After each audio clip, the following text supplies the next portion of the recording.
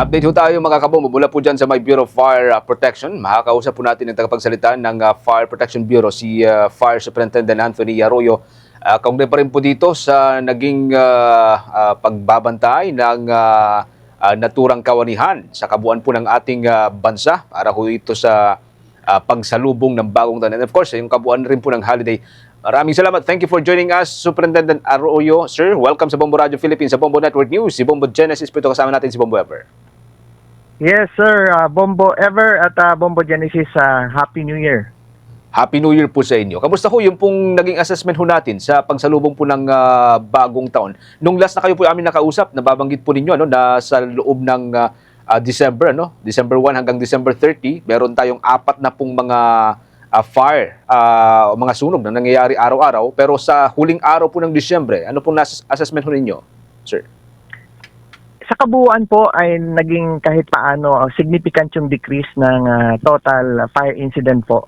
Lalo na dito sa mga firecracker and pyrotechnics related, 28% yung DAP natin na kung ikumpara natin sa 2025, meron tayong 28 versus 39 sa 2024. Pero talagang ang goal sana namin talagang eradicate. Walang sunog dahil sa pyrotechnic at firecrackers na yan. Kaya yung aming offline na paalala, iwas paputok, ay talagang we really intensified it. Talagang interagency at saka whole of the nation approach ang ginawa natin doon. Pero sadyang may karagdagang sunog itong Disyembre dahil sa mga nasabing paputok at pailaw or pyrotechnics. Ang naging total sa December natin na incident ng pyrotechnics ay 11, 11. Kaya nag-total tayo ng 28. Pero again, kahit po sa mga saving millions worth of property ay talagang decrease rin po in financial losses dahil yung nasunog dahil sa mga nasabing paputok na yan at pyrotechnics nung nakaraang 2024 ay nasa 210.5 million. Pero kumpara natin sa itong 2025 ay kahit paano po 62.7. Pero again po ay ang goal namin ay talagang zero fire incident sana. Pero gayon din sa injuries 33% ang binaba at 60% naman ang decrease sa mga na reported na namatay.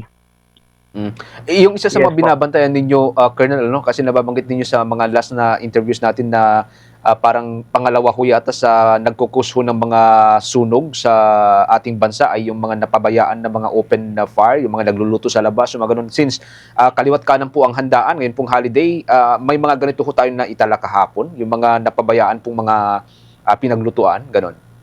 Opo, meron din po. May total tayo actually na kung ang pag-usapan natin ay alas 6 ng umaga kahapon hanggang alas 6 ng kaninang umaga ng January 1, 2026 ay meron tayong reported dito actually nationwide ay nasa 96. Pero ang structural fire naman doon, halos maliliit lang naman ang karamihan, ay nasa 66 at maliban pa doon sa vehicular fire na reported namin ay 9. So out of those 66 na structural fire, yes po, may mga naulat tayong mga ganong insidente na dahil nga po sa unattended cooking equipment. Pero number 1 pa rin po ay dahil sa electrical causes.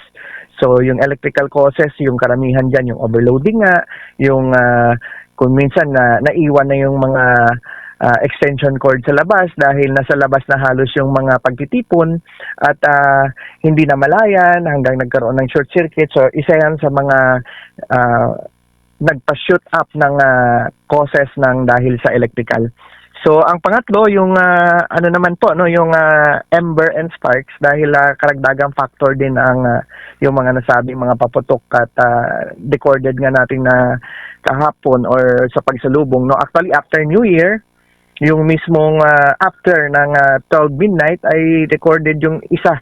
So for this 2026, may isa na tayong insidente dahil sa pyrotechnics at firecrackers. Yung tindahan ng paputok at ay nasunog kaya sumabog yung mga nilalaman ng nasabing makeshift lang naman, dahil ayun ay special permit para sa special occasion lang. Pero gayon pa man ay recorded pa rin sa aming sa insidente ng sunog. Yes po.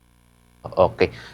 Bombo Ever, with your questions? Superintendent, just to follow up doon po sa nababanggit po ninyo ng mga nasunog po na tindahan ng mga paputok, legal po ba yung mga ibinibenta po doon na paputok, and additional information or details na lamang po doon sa pinaka main reason kung bakit po nangyari yon, at kung meron po ba tayong mga naitala po doon na mga injured personnel doon po sa nangyari pong dalawang magkahiwalay po kasi ito nasunog dyan po sa may Antipolo at doon din po sa may bandang Kalinga. Opo, actually po, yung tindahan lang talaga ng paputok ay yes po, tama yung sa Antipolo at yung sa Cebu na province nangyari. So, tindahan ng paputok, dahil makeshift yun, ay may proactive or mayroon kami doon talagang ginawang hakbang para kahit anong mangyari doon ay malayo sa kabahayan. Yun yung mga proactive measures na ginawa natin doon at mandatory requirements din po ng Republic Act 9514 or yung Fire Code of the Philippines na inspect namin yung mga yung mga tindahan bago nag-operate, maliban pa sa permit na kinuha nila sa mayor's and business permit, requisite yung aming certificate at gayon din yung permit sa kapulisan. Ang paalala namin madalas diyan ay hindi pwedeng mag-test ng firecracker within 91.5 meters, no? At yun nga ang isa sa mga nakita doon sa Cebu Province incident ay yung isa sa mga bumili, or actually dalawa yun sila, ay nag-testing. So pag nagpasabog kasi tayo ng mga paputok, yung mga papel niya na lumiliyab pa ay maaring kumalat kung saan-saan. So ang initial investigation doon ay nagpaputok ng triangle within the danger zone, no? Ay yun, kumalat doon, napunta sa mga tindahan ng paputok, kaya yun ang naging dahilan ng mabilis na series of explosion sa mga tindahan na makeshift, no, or temporary shelter sa nasabing probinsya. Yung Antipolo naman ay yun din po, at tinitingnan natin yon kung talagang totoo ang alleged na may nag-testing din, pero during that time kasi talagang kaliwat kanan na yung pasabog or putok na nangyayari dahil halos after New Year na yun, no? So tuloy-tuloy pa rin yung pagpaputok ng mga nasabing pyrotechnics. So maaring na hulugan or na liparan ng mga sparks o di kaya embers, kaya yun yung naging dahilan ng pag-ignite ng mitya at halos sumabog lahat ng mga nilalaman ng tindahan at nasunog rin yung tindahan. Pero again, yun po ay temporary shelter intended for special purpose lang. Seasonal lang kasi yung mga ganon. Legal naman po ang mga yon, nakadumaan yon sa aming tanggapan, at dahil nga dumaan sa aming tanggapan, ayun po ay na-prevent po ang pagkalat ng sunog, no, malayo sa kabahayan or other establishments. So yun po ang aming ginawang proactive measure na hakbang po. At ang alam ko po, ang isa ay hindi yung tindahan kung saan may nasawi, no, na dalawa sa Pangasinan area. Although yun ay bahay, pero nag-store ng or nag-imbak ng maraming mga paputok. At maliban sa dalawang namatay, ay meron pang 13 injured na nadamay. Based on historical data na lamang po siguro, kapag ganito po na tapos na yung selebrasyon po ng bagong taon, may mga naitatala pa po ba tayo within the weeks nung ito pong January na ito, yung weeks po na ito from January 1 up to January 7, and until when pa po kayo naka-alerto ang Bureau of Fire Protection? Maraming salamat, no, na nabanggit nyo yan, kasi based on data nga, yung total na 28 natin for 2025, actually ang 17 doon ay yun po ay marami doon ay January first week, no? So hindi pa rin po tapos ang aming code red. Kami po ay nasa code red pa rin. Bukas pa namin ibababa yan, at yung tallying natin, yung i-recap natin lahat ng assessment ay sama-sama yan sa interagency na pangunganahan ni Secretary Ted, no, ng DOH this January 5, yung Oplan ligtas sa Christmas. So, patuloy pa rin ang aming pagbabantay dyan at pinapayuhan lahat po na maging vigilante pa rin at maging mapagmatsyag sa mga pwede pa rin mangyaring insidente ng sunog. Actually po ang pagbabantay naman namin ay hindi lamang sa mga season na ito, ay talaga kami po ay whole year round po ang aming talagang nakatutok sa anumang pwedeng mangyari diyan. Special cases lang for this season dahil nga may karagdagang factor ang mga pyrotechnics and other firecrackers. Yes po. Muli yung pagsira ho dun sa mga Hello po.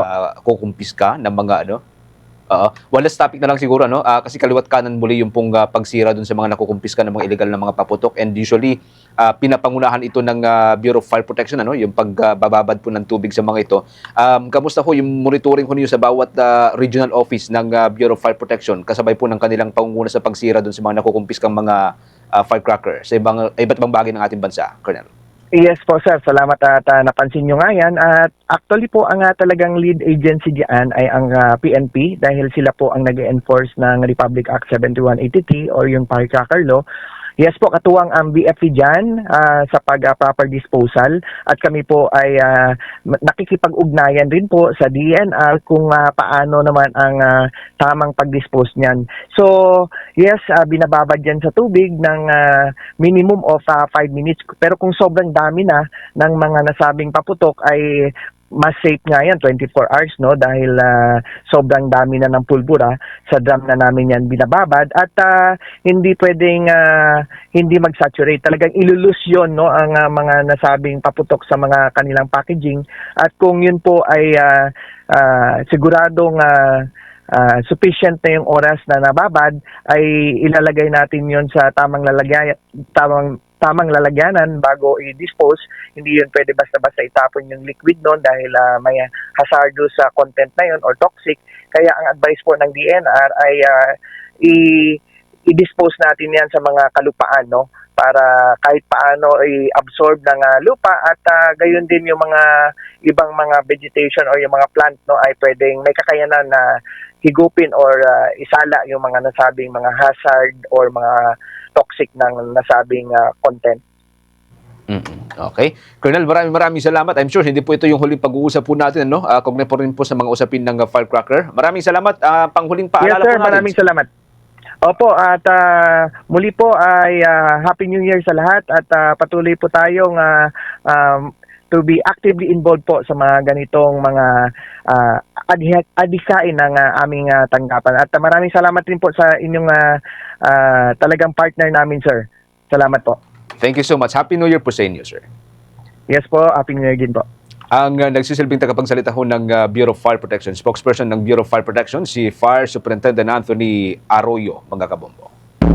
For the most trusted source of news and information, visit our website at www.bomboradio.com. Follow us on Bombo Radio mobile app, Facebook, YouTube, TikTok, and X, formerly Twitter. Like, share, and stay connected. Anytime, anywhere.